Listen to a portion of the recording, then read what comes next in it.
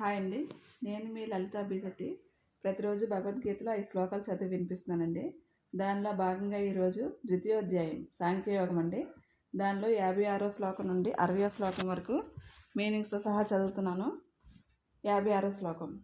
దుఃఖేష్వనుద్విగ్నమనాః సుఖేషు విగతస్పృహః వీతరాగభయక్రోధః స్థితధీర్మునిరుచ్యతే. మళ్ళీ చదువుతున్నానండి.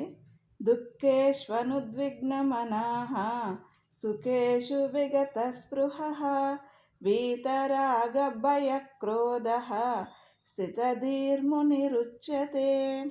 దీని తాత్పర్యం చదువుతున్నానండి.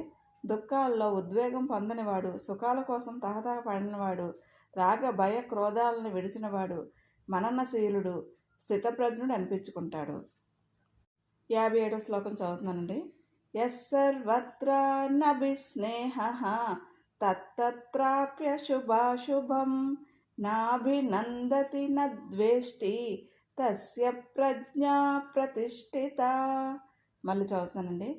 యస్సర్వత్రా నభిస్నేహః తత్తత్ప్రాప్య శుభాశుభం నాభినందతి నద్వేష్టి తస్య ప్రజ్ఞా ప్రతిష్ఠిత. నేను తాత్పర్యం చదువుతానండి. ఎక్కడా దేనికి తగులుకోకుండా శుభాశుభాలను పొందినప్పుడు ఆనందించక ద్వేషించక నిలిచి ఉంటాడో అతడి ప్రజ్ఞ స్థిరమైనది, వాడు స్థితప్రజ్ఞుడు. 58వ శ్లోకం చదువుతానండి. యదా సంహరతే చాయం కూర్మోంగనీవ సర్వశః ఇంద్రియాణీంద్రియార్థేభ్యః తస్య ప్రజ్ఞా ప్రతిష్ఠిత. మళ్ళీ చదువుతున్నానండి. యదా సంహరతే చాయం కూర్మోంగనీవ సర్వశః ఇంద్రియాణీంద్రియార్థేభ్యః తస్య ప్రజ్ఞా ప్రతిష్ఠిత. దీని తాత్పర్యం చదువుతానండి. తాబేలు తన అంగాలను ఉపసంహరించుకున్నట్లుగా ఇతడు తన ఇంద్రియాలను విషయ వస్తువుల నుండి ఎప్పుడు ఉపసంహరించుకుంటాడో అప్పుడు అతడి ప్రజ్ఞ నిలకడగా ఉంటుంది. అటువంటి వాడు స్థితప్రజ్ఞుడు. 59వ శ్లోకం చదువుతున్నానండి. విషయా వినివర్తంతే నిరాహారస్య దేహినః రసవర్జం రసోప్యస్య పరం దృష్ట్వా నివర్తతే. మళ్ళీ చదువుతున్నానండి. విషయా వినివర్తంతే నిరాహారస్య దేహినః రసవర్జం రసోప్యస్య పరం దృష్ట్వా నివర్తతే. దీని తాత్పర్యం చదువుతున్నానండి. ఆహారాన్ని విడిచిపెట్టిన పురుషుడి నుండి విషయ వస్తువులు దూరంగా పోతాయి, కానీ అభిరుచి అలాగే ఉంటుంది. పరమాత్మ దర్శనంతో ఆ అభిరుచి కూడా పోతుంది.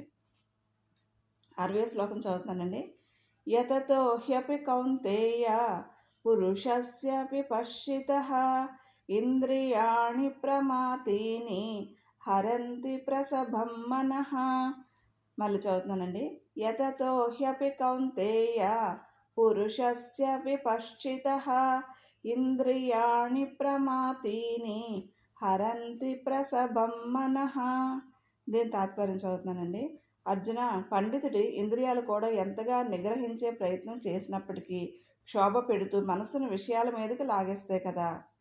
థ్యాంక్స్ ఫర్ లిజనింగ్ అండి. లోకా సంస్థ సుఖినో భవంతు.